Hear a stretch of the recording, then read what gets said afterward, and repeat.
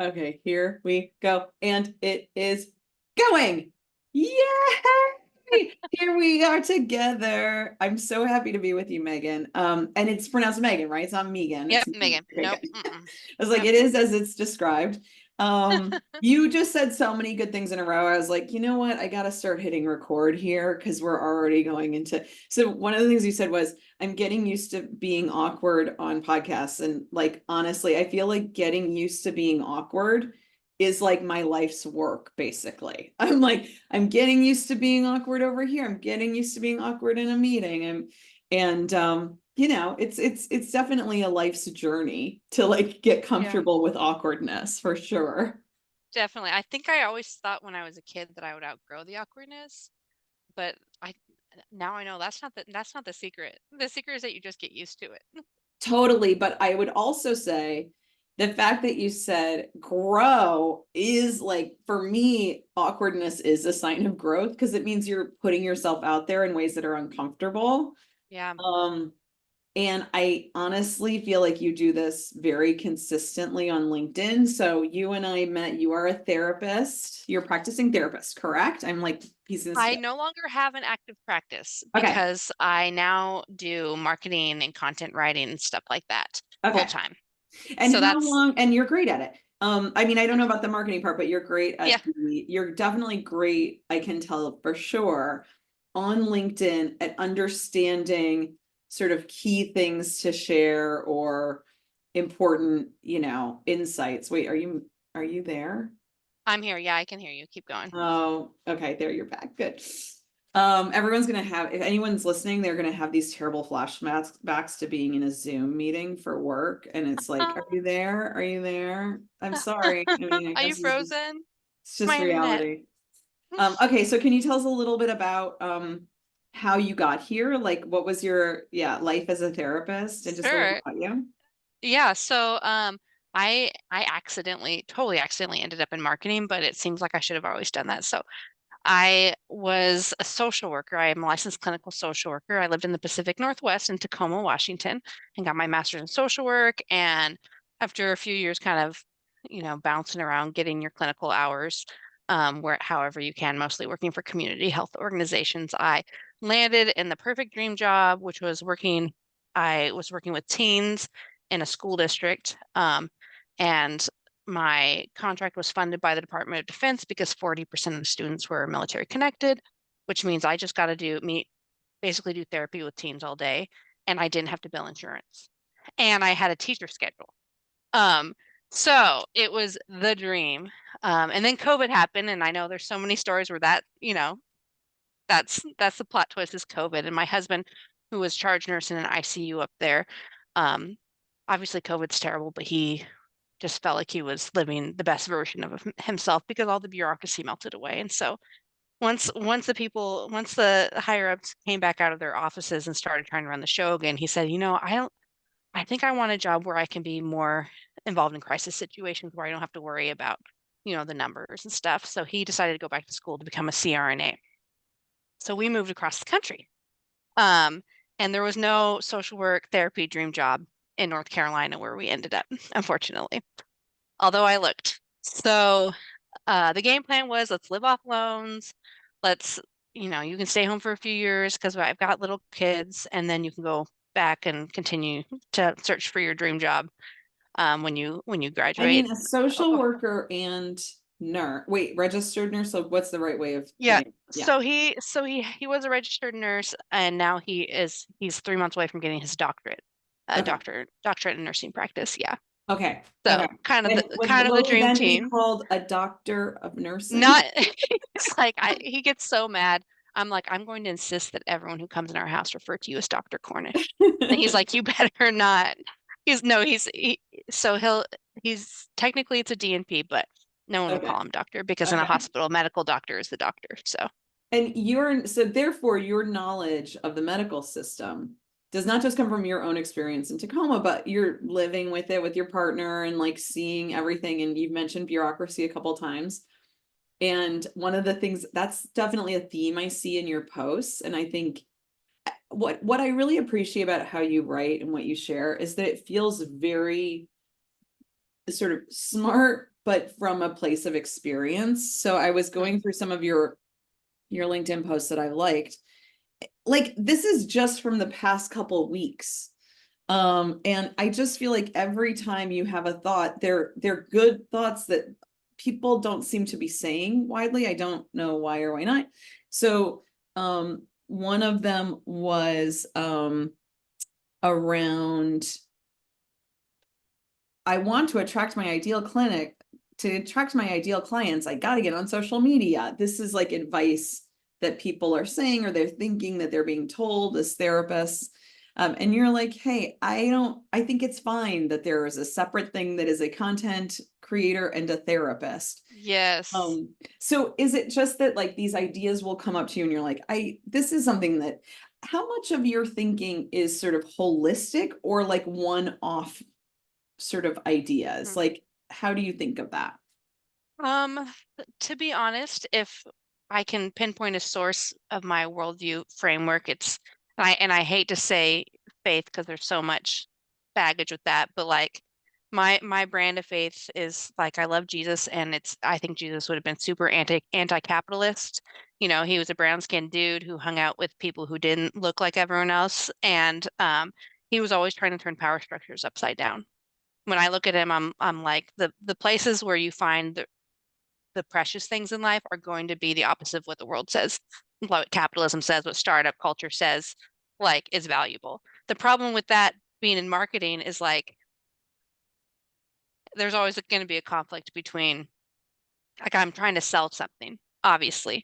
And I went into social work because I was like, I think I'd be good in business, but I want to spend my life doing something that is meaningful, which is why mental health marketing seemed like a good compromise. Like, I can sell mental health. I can sell this idea of like, you should, there's more to life than just like pretending like you're okay when you go outside.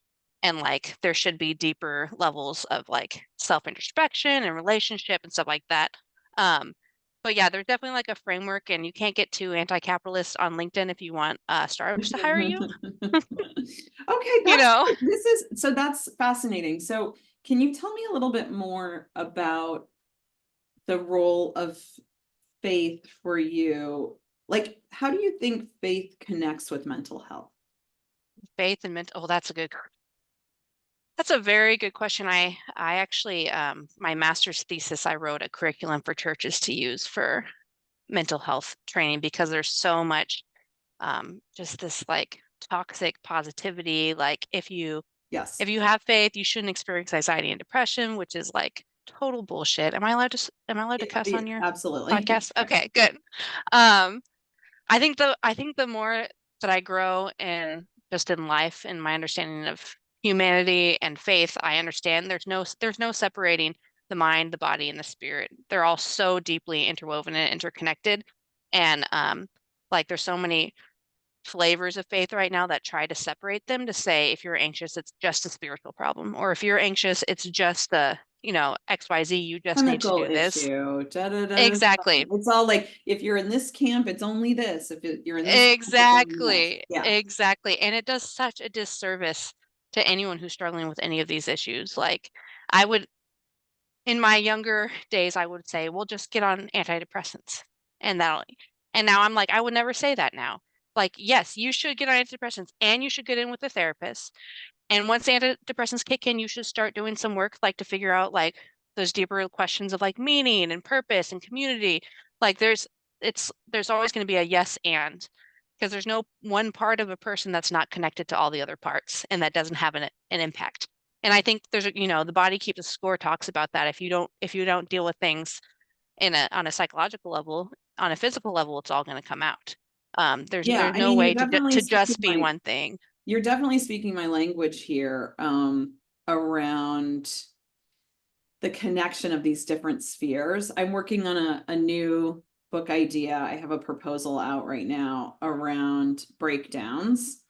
Hmm. And it what I sort of came to after like many years of research for work for myself is, it's not that surprising, but it's that these different spheres, however you break them down, and if you say intellect, emotions, um, you know, sort of physical self, and then there is always soul. There is always like that is always mixed in. And as someone who grew up sort of an angry Gen X in Ohio with a very religious grandparents and Mm, sort of angry about it, I mm-hmm. am like it's taken me a really long time to soften and sort of see a bigger picture around this. And so that's probably going to be the hardest chapter of the book for me to write in a way, but it's Yeah, also, I think I think it's not a surprise that you have this framework behind you, because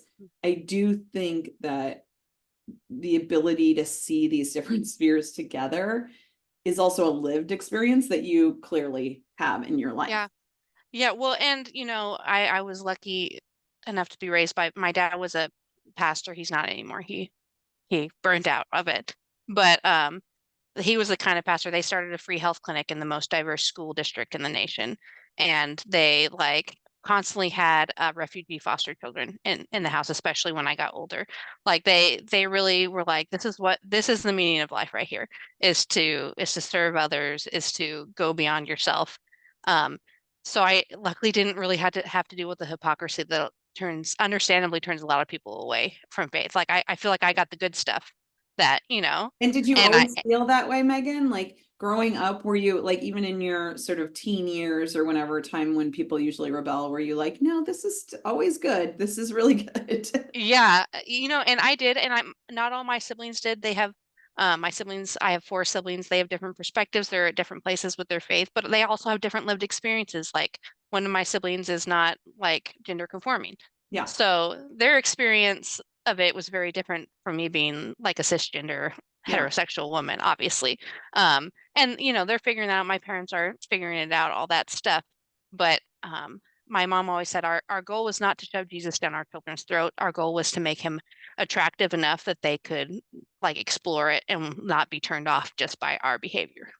It sounds like So you grew up with people that really understand something that I think you also understand, which we call marketing, but really is the ability to communicate concepts in a way that is makes sense to people and is intuitive and like includes emotions. It include one of the things that I do in my work on building products with teams is to always tune into like how is this experience making me feel, like what am I, mm, and it can be very small. It can be an interaction level, or it can be sort of a bigger, what do I feel as I read people's content? yeah, And I'm curious about what you feel some of the biggest mistakes or missed messages are around mental health.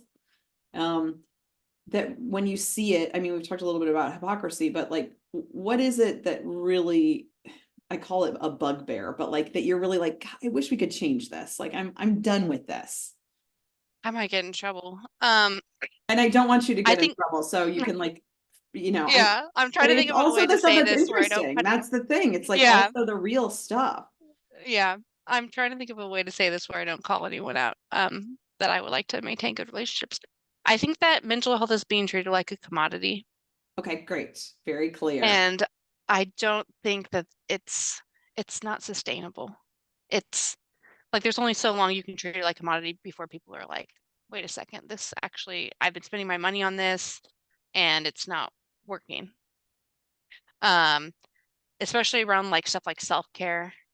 Um, Like here, the way that we know how to deal with this is please buy a product. exactly, a Yeah. 100%. And I've seen some interesting like publications where it's like we're all about mental health, but really like it's ads for products. You know And what's like, really funny on this podcast, for example, it's not a big podcast, so it's not like people are knocking down my door to advertise on it. However, I have had like a regular stream of inquiries. mhm, One of the earliest ones was BetterHelp.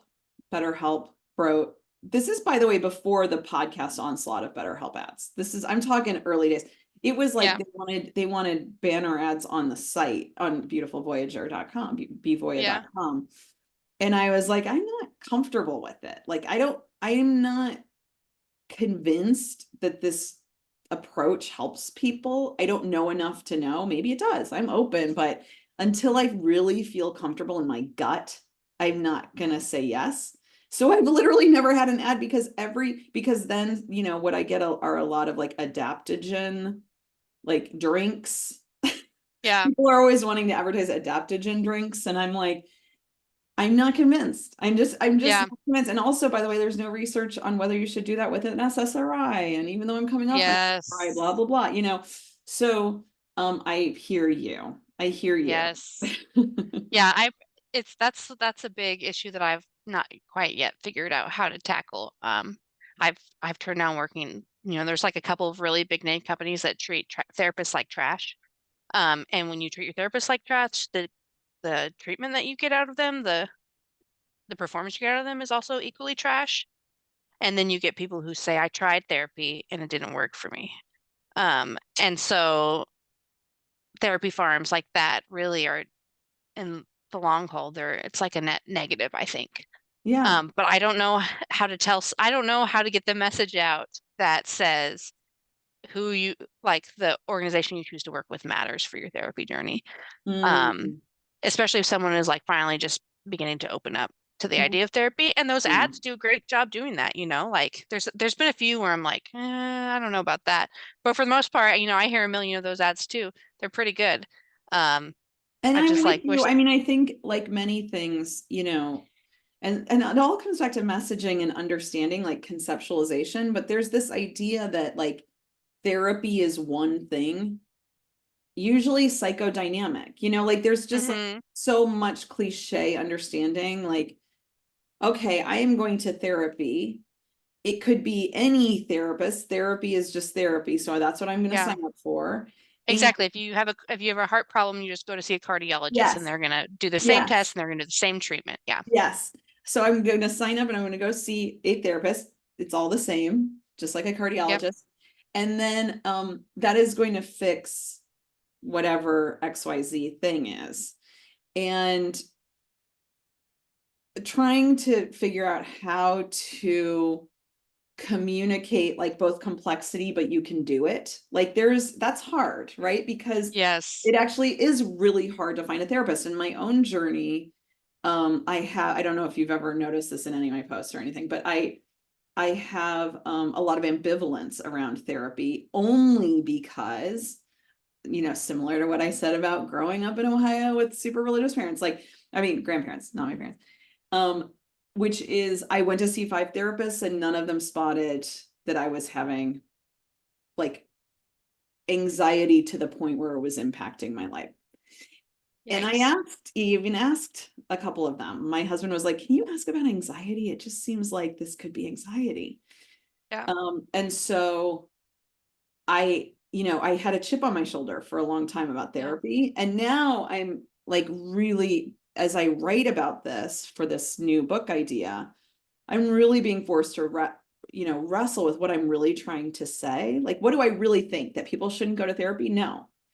Um, but I do think that the framing of therapy and the framing of how to find the therapist and how to understand what you're asking and what you need and how to know when it's not working, that all seems lacking. Yes, I agree. Well, I also think there's this interesting trend in therapy in the way that therapists advertise themselves. It's kind of like a choose your own adventure thing, Yeah. which might be helpful for someone who's not very, who hasn't spent a lot of time in introspective Yes. time or that Yeah. kind of stuff where like where you get to set the agenda. We'll just And I'm at a point in my life where I want to find a therapist. I don't want to set my own agenda. I feel like Exactly. I've taken to the very end all these different paths that I could choose. And now I would like someone who's really wise and really perceptive to like meet me and like tell me what they see and then like help me to Yes. reach my full potential in these different areas. To Yes. like I'm a little lost on my path right now. Like I Yes. can't see it. Will you tell me how to get there? Yes. Um, because if I could figure it out myself, I would have already done it. I Like I'm a know. therapist myself. But I also kind of wonder when I think about that, like, is that a therapist's role? And is that just something that I've looked into spiritual directors, but it's not quite what I want either because it's not just about spirituality.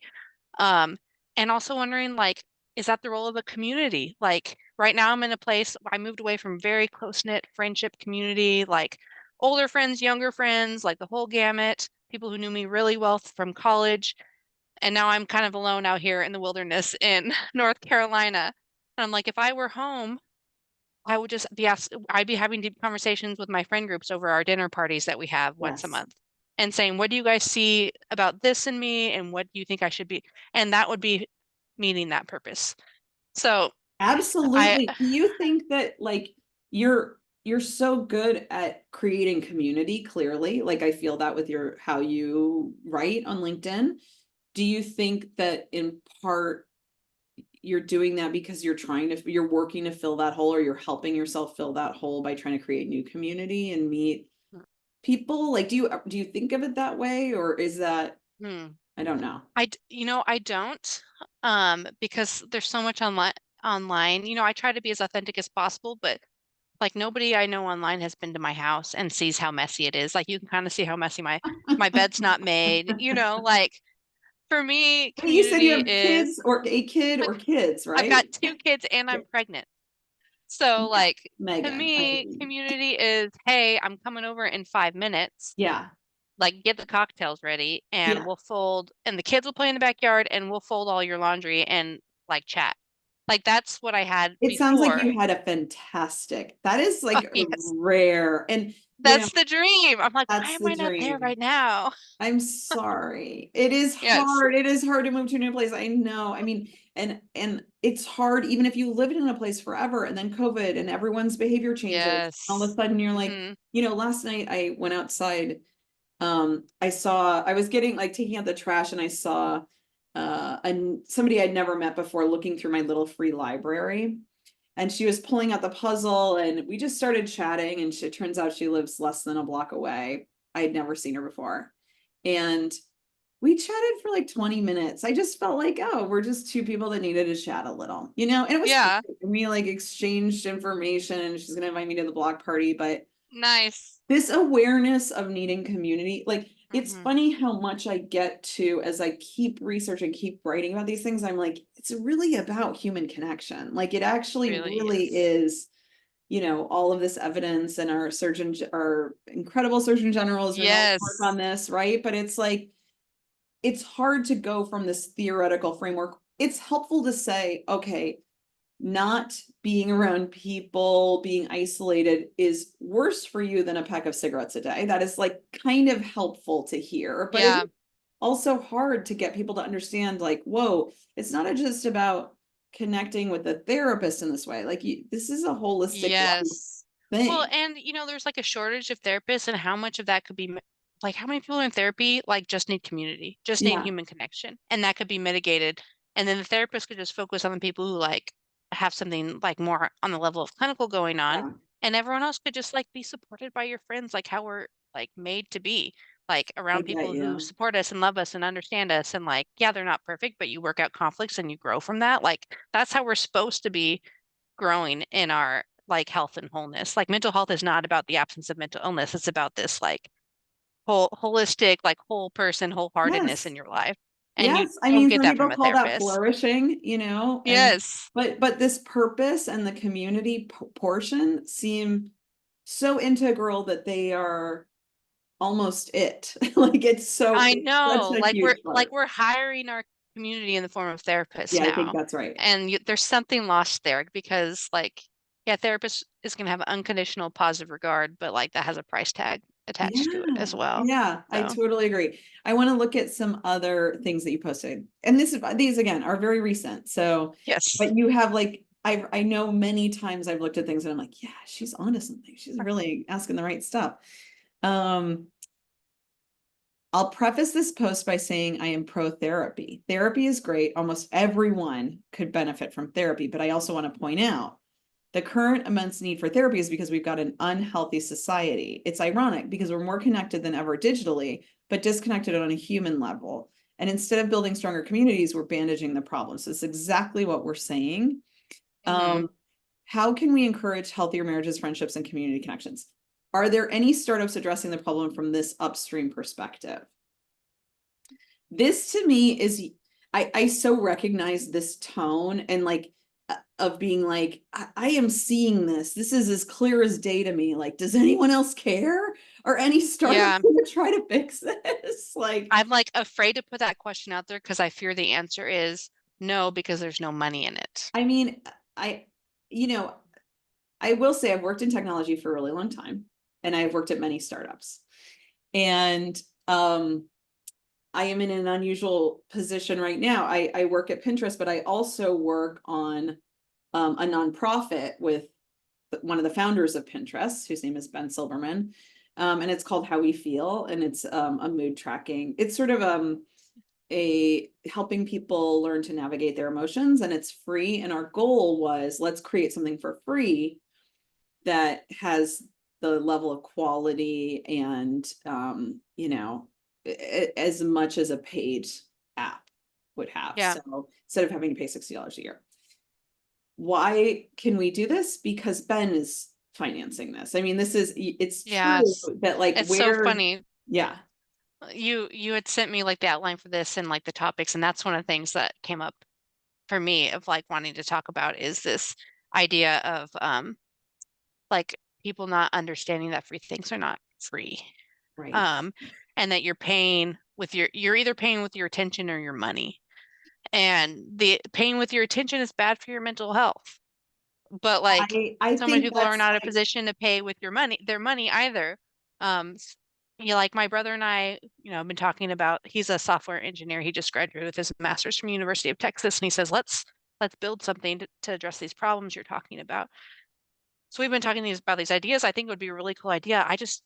You can't put ads on an app that's about community. That's built to get people to connect in real life because I that mean, we defeats the see where purpose. Nextdoor sort of landed, right? I mean, Yeah. so toxic. I don't go on Nextdoor. I can't go on Nextdoor. It's terrible. It makes me not even Yes. want to know my neighbors. Right. And my thought, and maybe someone will steal this and make the world a better place if they did, is like we need a social media app that has no content.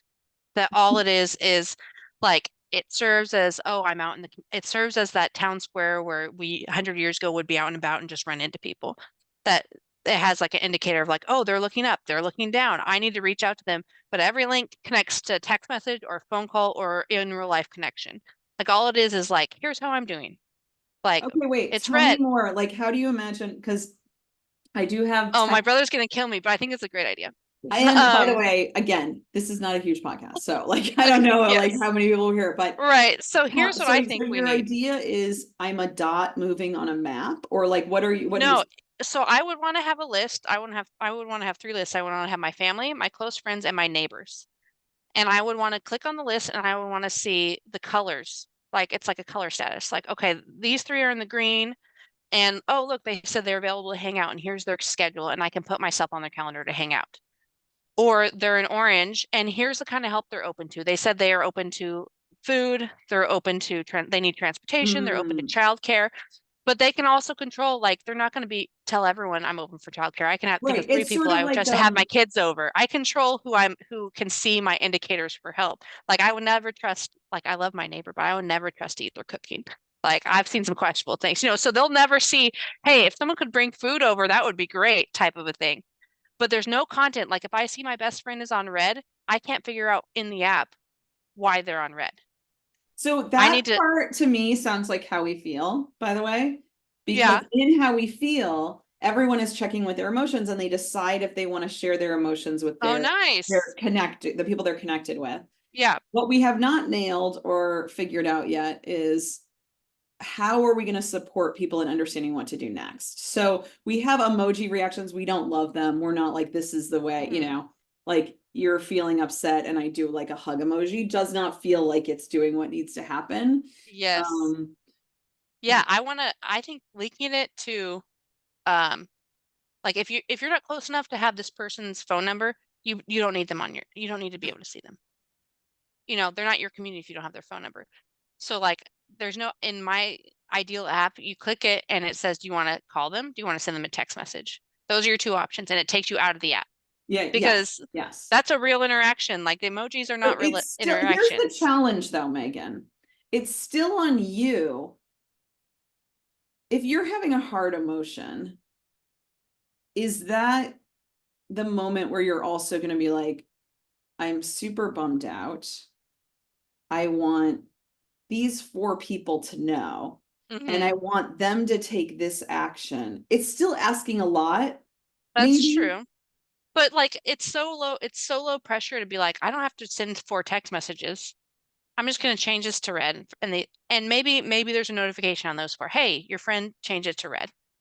Yeah, And we'll then click see. on I this to send a mean, text we'll message. see if I our don't know. repeal can unlock this, by the way, someday. Yes, thank It's you. definitely something we talked about a lot. So it'd be Well, amazing. and then the question is also like how to get it funded because you can't have advertising. Like I would love to like have my neighbor group, when I'm feeling like I've got a lot of extra capacity in my life right now. How are my neighbors doing? Oh, this neighbor says she just had surgery. Let's bring her lasagna, type of a Well, thing. I may do like a sub clip of this and send it to someone I know who's working on something specific that isn't this, but like has elements of it's definitely a non-social media Yes, like ability a to connect. It's like a connection tool yes. that is My part way. catchphrase I've been using in my head is because there's nothing social about media. Oh my God, True. this is so well put. See, look at Yes. you. That's exactly what you do so well. Oh my goodness. Okay. I want to know more about, well, I want to give you a chance to talk. You saw in my outline that there was this like, what do you want to know about? What do you want to talk about? Yeah, well, I think we kind of touched on it with the Okay. attention thing.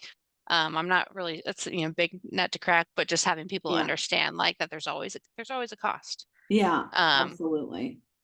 And before we with got some of these started, issues, like like the world is not great at climate change. We're not great at big systematic problems that don't have concrete, obvious, easy yes, solutions for sure. yep. Well, I mean, even the ones that do have easy solutions, we kind of suck at. Yeah, or So don't have solutions that or the solutions could impact money. I mean, yeah, it's like fine. gun control, Right. like. Right. Um, but I was mentioning before we started recording that last week, four nights in a row, I woke up in the middle of the night and I'm pregnant. I'm second trimester and just sleeping just gets so weird when you're pregnant. You just like have these random awake hours. And but clear as a day, all I could think was I need to delete what was it, Reddit, TikTok, Facebook off of my phone. It just came So I'm like a just voice in your head, like, totally I suddenly know what's good for me. Don't, exactly. And I'd wake up in the morning and be like, no, like I'm I love my kids so much, but parenting is so boring sometimes. Like yes, they're it's just valid. like Yes, so valid thing mind to numbing say. sometimes. Yes. But I'm like, why do I in in the middle of the night when there's no other noise, everything's quiet, there's no demands on me. All my brain can think is you are wasting so much time reading about relationships on Reddit. Like you don't know these people, you don't need these stories are not like and all out of this some fear of boredom.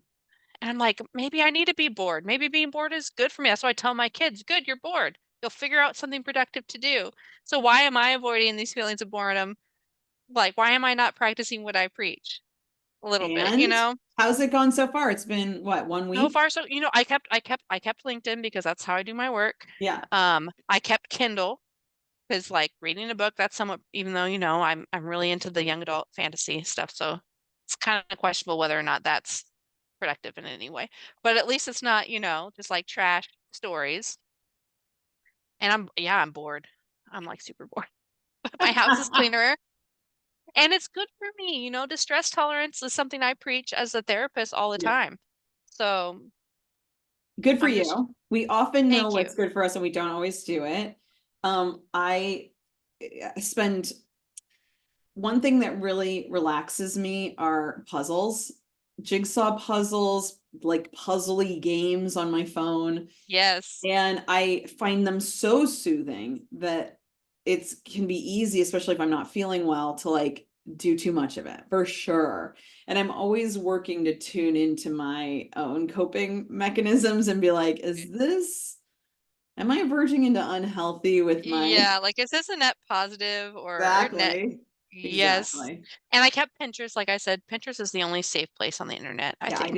I did not pay her to say No, I really that's like one of the big reasons I follow you because I'm like Pinterest is doing it right.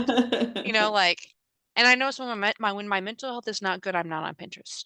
Yeah, Um, like that's a Pinterest is a really place I go. interesting. That's Yeah, very interesting.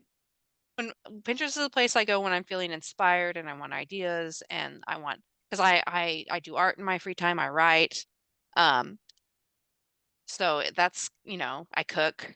So when I want ideas to like fuel that, that's one of the safe places. Or I have an Instagram that I don't follow anyone I know. I just follow other artists. Yeah. Um, Yeah, I like think just kind of Instagram these can be safe very places. inspiring. I Totally. definitely have been going down a path for like the past year of using my Insta stories as a place to just share visuals that evoke feelings. Like I'll Yes. notice it because I'm looking at something and I'm like, oh, feeling a genuine like feeling of inspiration I'm gonna share.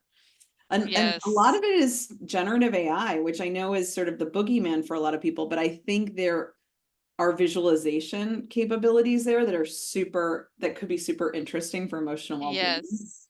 Um, Yeah, we'll see how so all these lawsuits pan out. All these artists yeah. are. Yeah, yes, yes. And I say that knowing like of course it's complicated, but one Yes. way to use it just as an everyday person is to think about what you're trying to visualize for yourself or like the kind of Totally. metaphors you want to tell yourself. Totally. It's been like so clutch. My art has just leveled up so much because I no longer have to paint like out of my imagination. I can get Chat GPT, not Chat, I can get Midjourney to Mid-journey. make Yeah, the yeah. image in my It's head, incredible. and then I have a reference for what I wanted to paint. That's So amazing. And I was seeing it's some, there's another tool that I'm going to send you that I just found out yesterday that you do on top of the mid journey that is incredible. So I'll share really, that with you. please. It basically like refines the brush stroke. So it's even more, Oh my it's like gosh. next level. Yeah. I love that. Um, what, what about you? Are you an overthinker? Ooh, am I an over the that's a good question.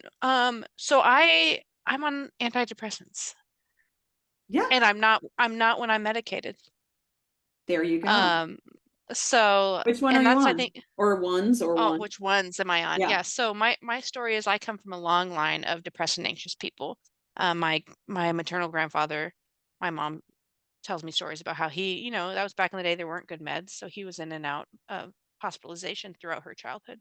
Um, so that shouldn't really have come as a surprise to me in my early 20s when I started having panic attacks. And I was a social worker already. I had my bachelor's in social work, but you just think that when it first happens to you, you just think it's all real because you've always been able to trust your thoughts up until that It's point. yes, that's so well put. It is so hard to get perspective on your thoughts. Like your Yes, thoughts are the thing that is closest inside of you they're and the only things you've always been able to trust. So why would you even think to question them? Like, of course, life is terrible now because these thoughts that I've always said life is great are telling me that. Um, So it kind of culminated in I was at a Christmas party for work. We were at a restaurant. I was sitting near the window. I was looking at the window watching the cars drive past, and I thought, I wish one of those cars would just come through the window and put me out of my misery. And being a social worker, that thought flat was able to catch a red flag yeah, and because did that thought feel like it almost came outside of your like did it come where did it come from? I don't even, it was just, it seemed like the natural next, because the overthinking, the constant like ruminating that, as a spiritual person, constantly trying to figure out the spiritual answer to what I'm going through and like, um, just the angst starting, you'd get, when you have anxiety, I'm preaching to the choir, you get like 15 seconds in the morning when you first wake up of peace. And then then your brain remembers, "Oh, no, I'm anxious," and it all comes crashing down on you. And you just wish you could just stay in bed all day and stay in that little slice of peace before your brain's like, "Oh, yeah, no, we're actually struggling." Um, so that thought was enough for me to be like, "Oh, this is not just this not my thoughts are real. I'm never in my life thought that I didn't want to be alive. And I've said to my clients enough times, your brain's number one job is to keep you alive. So a surefire way to know it's not working the way it needs to, is if it says that you don't want to be alive anymore. I mean, So I perfectly was like, put. oh, okay. I think this is anxiety and depression. So I left the party. I went to my car. I called my boyfriend, now husband, and I said, I think you need to take me to my parents' house. I think I'm depressed. And I'm not like, I'm not sure I'm going to make it if I don't get some help. Good for you. And he dropped everything. He picked me up, drove me to my parents' house. My mom has been on and off antidepressants. She took me to her primary care who had opened because I was in college, or I'd been in college and moved around, and I started, that was my first start. And it took me a few times to get on the right meds, and the magic, just the absolute magic of antidepressants, and they don't work for everyone, and it's not the perfect solution, is those thoughts that felt so real. I still had those thoughts, but they didn't have such a hold on me. I could Yeah. just be like, oh, I've there's I've that thought. lived it. I've lived it. I've been on Lexapro since 2015. I'm coming off of it now, "Ooh, how's that which going?" is a very interesting experience. I am extremely slow. I know exactly what the latest research is, and like despite doctors not understanding the latest research, like you really need to go slowly when you come off. So it's been about Yeesh. a year. Wow. And I'm now on 2.5 milligrams, which is like almost Nice. like a piece of dust, it's like almost nothing. But Yes. I certainly what I feel is more wired, and I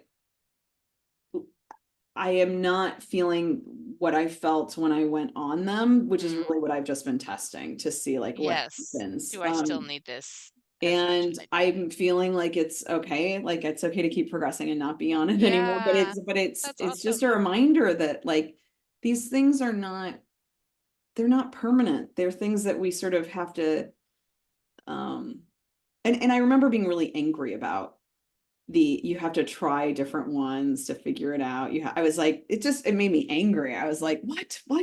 Like, can't anyone figure this out? But over Yeah. time, I've started to understand that like all of it is experimentation. Yes. Like we don't actually know what's Yeah. happening, but Yeah. I'm thankful that we've figured out that these types of substances have this type of impact on our brain. I was really defensive of it for a long time because people were like, "Oh, like are you gonna try and get off of your antidepressants?" And I did try, several times, and it didn't work for me. And Yeah. I'm And really by the way, thankful. who says that you should I try know, to get right? off of? Sometimes I the know. community doesn't know what they're doing. The Exactly. community is You're not right. Well, always. and it was mostly people who didn't know me, like, at my lowest, like, not my Yeah. besties. They're like, "You should, like, stay on these as long as you need them." Yeah. Because you are not yourself without them. But I was just kind of had this mentality, like, why would I? Like, all it takes for me to be a happy, healthy, productive, functioning friend, family member, member of society, wife, is these 3 pills I take at nighttime. Yeah. That's it. Yeah. Like, that's Absolutely. a hell of a deal. It- Um, and if it's working, this is the thing about exactly. all of it. If it's working without negative consequences elsewhere, like that's Exactly, exactly. Although, I've there's so many drugs that have, like, shortages these days and stuff, yeah, and yeah, the way that, it's true. supplies are. Being like There's reliant on something like will they won't exactly, they? there's a Yeah, little bit where, like, at some point, probably when my kids are a little older, I'll try and get off just for the fear that I would someday, not have access and have to cold yeah, turkey, and that would be disastrous, but for yeah, right now, I don't have any shame about it, or yeah, yeah. yeah, Of course you don't because you're yeah, very and I'm not an comfortable. overthinker anymore Yeah, because I can just let yeah, those thoughts go. yeah. That's fantastic. That's so great. Um, okay, we're getting ready to wrap up, but I want to make sure that I give you a chance to share anything that's like that you've been thinking about lately, or like what's the next thing we're gonna see from Megan, or Oh, any books that you love. Like, I the don't know. next thing that you're gonna see from Megan is that I'm going to have a boy child on May 1st. That's my next big production. Um, That's when my identical twin brothers were born on May 1st. yeah, it's a good day, May Day. Yeah. Everything else is kind of on the back burner until Yeah, I after get that. that. Um, Do yeah, I you mean, have my 2 favorite big things. newsletters that you read, or like how do you like stay up on your thinking? Google. Really? Yeah, Google, yeah, I try and at least once a week look at research and stuff like that. I feel And like are it's you really just hard. literally Googling it, or how are you finding it? Like, There's a few like news not newsletters, but like journals aggregators? that have like briefs Yeah, that it's hard to find the good stuff in the midst of all like the well no duh research yeah, stuff. yeah. Um A lot of it is no duh. yes. Like, oh really? Okay. Thank you. Like Yes. people who, don't make enough money to live are unhappy. Thank you. Like, Oh, wow. yeah. Oh, yeah, and that's a whole topic itself. Like therapists, can you fix these people being unhappy when they're in this system where they can't make ends meet Yeah, yeah, and have exactly. no resources Yeah, and no childcare and yeah. no maternity leave And the answer is no. and they're getting gunned down. Yeah. Um, so yeah, that's a whole nother. Man, I hope my super conservative in-laws don't listen to this one. We can I get rid of anything if you actually know. get worried about it. I won't send it to the group chat. If they Okay. find it, Okay. they Yeah, find it. they'll never see I it. love them. They're wonderful and we disagree profoundly on many issues. So And it sounds like you have a really healthy approach to that. I mean, the fact that you're like, I love them, but we don't always agree. It's great. yeah, I wish I yeah. saw more of that in the world. Yeah. I just want to thank you, Megan, for we did this because you did a post and you said these are the places I'm interested in, and you wrote Pinterest, but then in parentheses you said 220 and Meredith Arthur, which is Yes. so sweet. And I thought, this is a great opportunity for me to get to know you and just meet you and learn a Yeah. little bit about you. So thank you so much for Yeah. taking the time. Thank you for having me. I just to it keeps me from like just chucking the whole tech industry altogether to know that there are people like you in There's it, some you know? there are some really great people, very, I mean, just like all things, right? Very kind, Yeah. very, very community oriented, and genuine and authentic. Yeah. I love that. So there are Well, many out there. it can And happen. 10 years hopefully we'll be in a better place than, with yeah, this whole attention economy, yeah, hopefully than we are today. yeah, that's what Megan wants to see. Let's get better with the attention economy. Yes, Fix please. this. Let's build some bridges and roads. Yes. I know instead of Okay, screens. thank you, Megan.